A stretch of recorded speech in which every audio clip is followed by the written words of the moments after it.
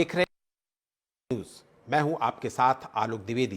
PM Modi की तीसरी पारी में आज वित्त मंत्री निर्मला सीतारमण ने अपने पद पर रहते हुए लगातार 7वीं बार बजट पेश किया, जिसमें अपने वोटरों को फायदा पहुंचाने की कोशिश करते हुए उन्होंने गठबंधन के जेडीयू और टीडीपी जैसे साथियों का विशेष ख्याल रखा। आम बजट में सरकार ने आम लोगों को बड़ी राहत देते हुए टैक्स स्लैब बढ़ाने, एजुकेशन लोन पर 3% सब्सिडी, मुद्रा लोन को 10 लाख से बढ़ाकर 20 लाख रुपए करने की घोषणा की है। हमारे साथ जो खास मेहमान जुड़ रहे हैं, कांग्रेस प्रवक्ता के रूप में स्वामीनाथ जायसवाल जी हमारे साथ लगातार 1 घंटे बने रहेंगे। इसी तरीके से बीजेपी प्रवक्ता के रूप में डॉक्टर अविरल मलिक हमारे साथ लगातार 1 घंटे रहेंगे। अर्थशास्त्री अनिल जैन जी हमारे साथ 1 घंटा रहेंगे और इसके अलावा वरिष्ठ पत्रकार अनीता चौधरी जी भी हमारे साथ लगातार 1 घंटे इस चर्चा में शामिल रहेंगी। तीनों मेहमानों का बहुत बहुत स्वागत है इस चर्चा में शामिल होने के लिए। अनिल जी के पास चलते हैं। अनिल जी अर्थशास्त्री हैं, बजट को अच्छी तरीके से समझते हैं। बार बार सरकार की तरफ से, बीजेपी की तरफ से यही कहा जा रहा है कि ये बजट युवा, महिला, किसान और गरीब को समर्पित बजट है। आपकी प्रतिक्रिया चाहूंगा इस पर। पहले तो ये समझ लीजिए कि ये बजट किसी एक इंसान या एक समुदाय के लिए नहीं है या एक प्रदेश के लिए, ये पूरे देश का बजट है और ये पूरे देश को एक दिशा देता है, प्रगति की राह दिखाता है। और आप जानते हैं कि एक घर का फाइनेंशियल मैनेजमेंट कितना मुश्किल होता है, तो एक देश का कितना मुश्किल होता होगा। आप इसके ऊपर एक सोच रख सकते हैं कि एक फाइनेंस मिनिस्टर को पूरे देश को चलाना है और उसको हर क्षेत्र की, हर सेक्टर का ख्याल रखना है, तो वहां पे बहुत सारे कॉम्प्रोमाइजेस करने पड़ते हैं। हमारी एक्सपेक्टेशन हर क्षेत्र में होती है कि फाइनेंस मिनिस्टर हर क्षेत्र में हर एक को कुछ न कुछ दे, वो शायद संभव नहीं है। देश में अभी बहुत चुनौतीपूर्ण समय है, मैं कहूंगा फाइनेंस मिनिस्टर के लिए। ऊपर से भले ही कहा जाए कि अभी समय बहुत अच्छा चल रहा है, पर अगर अभी देखें तो बहुत सारे पॉजिटिव पॉइंट्स भी हैं और बहुत सारे इस समय इकोनॉमी के नेगेटिव पॉइंट्स भी हैं। तो फाइनेंस मिनिस्टर ने दोनों को बैलेंस करने की कोशिश की है, मुझे ऐसा लगता है। अगर पॉजिटिव पॉइंट्स की बात करें तो जीडीपी ग्रोथ बहुत शानदार है, 8.2 रही है, आगे भी 6.5 और 7 की उम्मीद है अगले साल। जबकि वर्ल्ड की जो जीडीपी ग्रोथ है अभी इस समय ज्यादा से ज्यादा 3% है एवरेज ग्रोथ। उसके अलावा हमारे जो फॉरेन एक्सचेंज रिजर्व्स हैं बहुत अच्छे हैं, 650 बिलियन का रिजर्व है। शेयर बाजार का टर्नओवर 5.3 ट्रिलियन हो गया, one of the biggest share market world. हमारे यहाँ पे यंग पॉपुलेशन है 35 साल वाली, 65% of the population is below 35 years. Inflation rate काफी कंट्रोल में आ चुकी है, 5.4 है, आगे 5 प्रोजेक्ट किया जा रहा है। टैक्स कलेक्शन, जीडीपी और जीएसटी और इनकम टैक्स दोनों ही शानदार हो रहे हैं। तो कुल मिला के economy is really strong. But economy के साथ में कुछ चैलेंजेस भी हैं। चैलेंजेस आते हैं हमारे को, सबसे बड़ा इशू है लोन। हमारा जो भी खर्चा हो रहा है हम बार बार उसको लोन बढ़ाते जा रहे हैं और इस समय $202 लाख का कर्जा हमारे ऊपर है और हमें कम से कम 25 से 30% पैसा जो हमारी कमाई होती है उसका ब्याज के फॉर्मेट में चला जाता है। ये बहुत कोई अच्छी सिचुएशन नहीं है कि हम बार बार उधार को बढ़ाते जाएं और उधार को बढ़ा बढ़ा के अपने डेवलपमेंट प्रोजेक्ट करें या अपना रेवेन्यू एक्सपेंडिचर करें। कोशिश ऐसी होनी चाहिए कि जो हमारे अपने रिसोर्सेज हैं उसी को हम और ज्यादा नहीं बढ़ाएं, ऑलरेडी लोन्स आर सफिशिएंट। और उसके साथ में दूसरा एक इशू है फॉलिंग रूपी। जो रुपया डॉलर के मुकाबले में आज से 5-7 साल 10 साल पहले 50 रुपए का था या 1947 में 2 रुपए का डॉलर था, आज वो 82 रुपए का हो गया। डेफिनेटली फाइनेंस मिनिस्टर इसको लेके भी चिंतित हैं। तीसरा इशू है balance of payment. Balance of payment भी हमारा जो इंपोर्ट एक्सपोर्ट का बैलेंस ऑफ पेमेंट है, जो अल्टीमेटली रुपए की दर को भी तय करता है, वो भी निगेटिव जा रहा है। काफी कोशिश, ये कम हुआ है बैलेंस ऑफ पेमेंट, पर अभी भी $78 बिलियन का बैलेंस ऑफ पेमेंट नेगेटिव है। ये सब हमारे इस इकोनॉमी पे एज ए मेगा लेवल पे, मैक्रो लेवल पे अफेक्ट करता है और यही अफेक्ट हर आम आदमी के ऊपर भी आता है। तो जब फाइनेंस मिनिस्टर कुछ देना भी चाहें तो उनको ये 2-3 फैक्टर देखने के बाद में अपने हाथ रोकने पड़ते हैं। फिर भी उन्होंने जो एलोकेशन किया, मैं उनको बधाई दूंगा। उन्होंने हर सेक्टर में बहुत अच्छा एलोकेशन किया है, कोई सेक्टर को छोड़ा नहीं है। पर इशू यहाँ पे दूसरा है, फाइनेंस मिनिस्टर तो पैसा दे के काम खत्म कर सकती है, पर सवाल ये है कि ये पैसा वहां पहुंचता है जहां वो चाहती है। सबसे बड़ी अपने देश की दिक्कत है कि आज भी वो जो पैसा दिया जाता है सेंटर से, गवर्नमेंट से, वो लास्ट माइल तक नहीं पहुंचता है। उसमें से काफी कुछ दाएं बाएं कटौती हो जाती है। उसके ऊपर बहुत ज्यादा विचार करने की जरूरत है पूरी गवर्नमेंट एज ए होल को, कि किस तरह से ये पैसा जो आज आप 48 लाख करोड़ रुपया खर्चा या 52 लाख करोड़ रुपया खर्च कर रहे हैं, इस खर्चे को हम जो हमारे जो लास्ट पर्सन है, जो आदमी है, चाहे वो फार्मर है, चाहे वो स्टूडेंट है, चाहे वो फैक्ट्री का वर्कर है, वहां वो पहुंचे। दिक्कत ये आ रही है कि ये पैसा वहां पहुंच ही नहीं रहा है। हम स्कीमें एक से एक शानदार बना के दे देते हैं, बहुत सारा पैसा भी सेंट्रल गवर्नमेंट देती है, बट अल्टीमेटली आप देखिए किसी भी जगह चले जाइए, गांव में चले जाइए, शहर में चले जाइए, हालात वैसे के वैसे हैं। पानी की समस्या है, बिजली की समस्या है, घर की समस्या है, रोजी रोटी की समस्या है, एम्प्लॉयमेंट की समस्याएं हैं। सालों से वो बजट के अंदर हम एलोकेशन देख रहे हैं। एलोकेशन फाइनेंस मिनिस्टर कर सकता है और अल्टीमेटली कर भी क्या सकता है, क्योंकि अकाउंटेबिलिटी जैसी चीज तो अपने देश में कोई है ही नहीं। जी बिल्कुल बिल्कुल। अनिल जी आपसे बहुत सारे सवाल लेने हैं। अनिल जैन जी के पास चलेंगे। अनिल जैन जी, पिछले कई सालों से हम लोग देख रहे हैं कि किसान अपनी मांगों को लेकर परेशान हैं, आंदोलित हैं। आंदोलन आपने भी देखे कि दिल्ली को कई बार घेरा गया। इस बजट में क्या किसानों की इच्छाएं पूरी हो रही हैं? किसानों के लिए जो एलोकेशंस हैं वो तो कई तरह की स्कीम्स में दिए गए हैं और निरंतर दिए जा रहे हैं। समझने की बात है कि किसानों की प्रॉब्लम्स क्या हैं।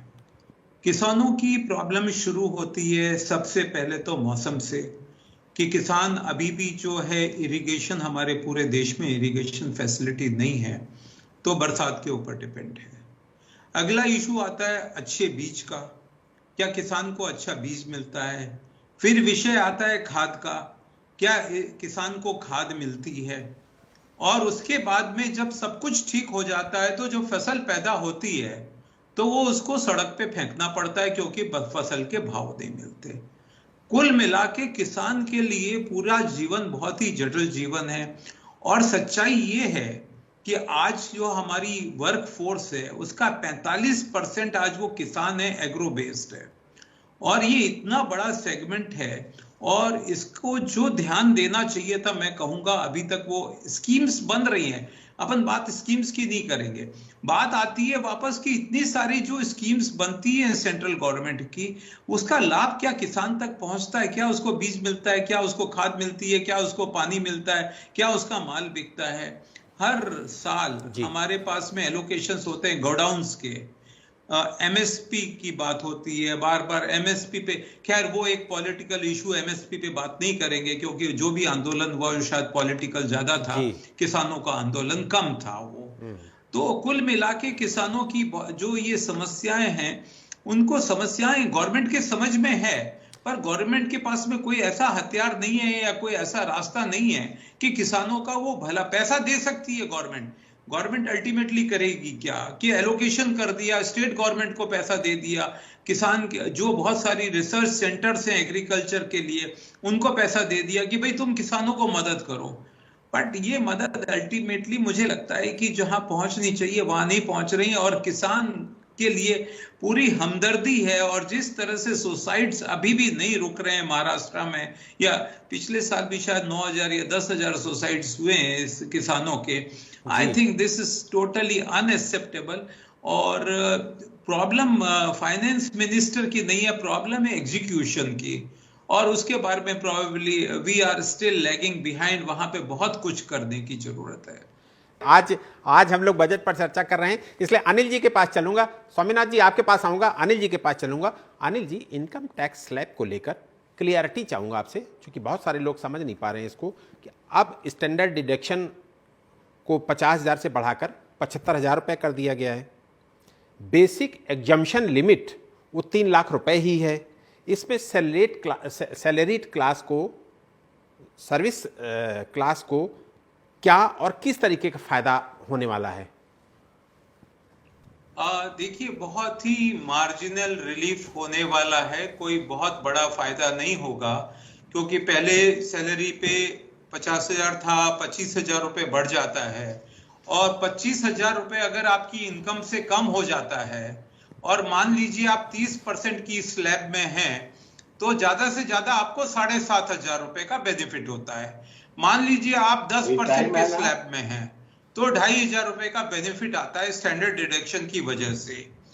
रहा सवाल जो स्लैब है, ये जो नई स्कीम है, 2 स्कीम्स अभी चल रही हैं, एक ओल्ड स्कीम और एक नई स्कीम।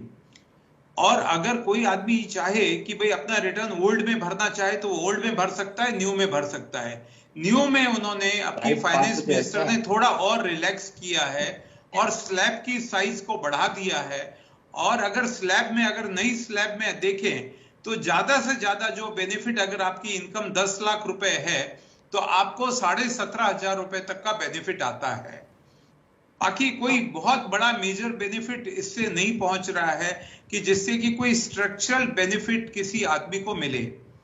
हाँ जी, तो बिल्कुल। मामूली 2-4-5 हजार रुपए की बात है, इसमें कोई खास बात नहीं है, बहुत बड़ा परिवर्तन नहीं देखने को मिलेगा। तो स्वामीनाथ जी, अनिल जी से भी 1-2 सवाल ले लेता हूं। अनिल जी, 2 छोटे-छोटे सवाल आपको कर रहा हूं, जिसका जवाब छोटे-छोटे आप भी दे दीजिएगा। मोबाइल सस्ते हुए हैं, क्या ये उपभोक्ता बढ़ाने की कोशिश है? दूसरी बात, ये बार बार कहा जा रहा है कि ये मिडिल क्लास बेस्ड बजट है। आपकी इस पे प्रतिक्रिया चाहूंगा, इन दोनों सवालों पर। देखिए, मोबाइल सस्ते हुए हैं, मोबाइल इसलिए सस्ते हुए हैं कि मोबाइल का जो उत्पादन है वो बहुत बढ़ गया है। हमारा देश मोबाइल एक्सपोर्ट कर रहा है, तो वहाँ गुंजाइश थी गवर्नमेंट को, और उनको लगा कि इससे मोबाइल के ट्रेड को और बढ़ाया जा सकता है। अल्टीमेटली आप बिजनेस को बढ़ाएंगे तो गवर्नमेंट को जीएसटी मिलेगा, उसको बेनिफिट मिलता है, वहां एम्प्लॉयमेंट पॉसिबिलिटीज है। तो एक मल्टीपल ऑब्जेक्टिव होते हैं कोई चीज को कम करने के या ज्यादा करने के, तो वहां से मोबाइल से जीएसटी इनकम भी आती है और दूसरा एम्प्लॉयमेंट भी जनरेट, और भी इनडायरेक्ट बेनिफिट्स हैं वहां पे। जहां तक सवाल है मिडिल क्लास का, ये बजट एक जनरल बजट है जो सभी के लिए है, कोई मिडिल क्लास को बेनिफिट ज्यादा या कम नहीं, कोई स्पेसिफिक बजट मिडिल क्लास के लिए नहीं है, सबके लिए बजट है और पूरे 140 करोड़ लोगों के लिए बजट है। और मैं कहूंगा कुल मिला के एक अच्छा बजट है। बहुत ही लिमिटेड रिसोर्सेज में जब काम करना होता है तो बहुत सारे कॉम्प्रोमाइजेस के साथ में करना पड़ता है। आपके पास में फ्री हैंड नहीं होता कि आप इसको दे दो उसको दे दो, मैं बार बार यही कहूंगा। और लिमिटेड रिसोर्सेज को अप्लाई किया गया है और कुल मिला के एक अच्छा बजट है। वक्त कम है, अनिल जी से एक लास्ट सवाल और बहुत संक्षिप्त में इसका जवाब चाहूंगा कि बजट पेश होने के बाद शेयर मार्केट में गिरावट देखी गई, इसके क्या मायने निकाले जाएं? इसका मायने ये है कि जो कैपिटल गेन टैक्स लगाया गया या कैपिटल गेन टैक्स को बढ़ाया गया है, बाजार उसकी उम्मीद नहीं कर रहा था। जो short term capital gain tax है वो 15% से बढ़ा के 20% कर दिया गया। Long term capital gain tax को 10% से 12.5% कर दिया गया। और जो कैपिटल एसेट की डेफिनेशन है उसको भी बदल दिया गया। तो ये रेवेन्यू कलेक्शन के लिए एक इनडायरेक्ट तरीका है और इससे थोड़ा सा जो इन्वेस्टर्स हैं उनको निराशा हुई है। और ये एक आज का रिएक्शन है, कल आप देखिएगा वापस 1000 पॉइंट शेयर मार्केट बढ़ जाएगा।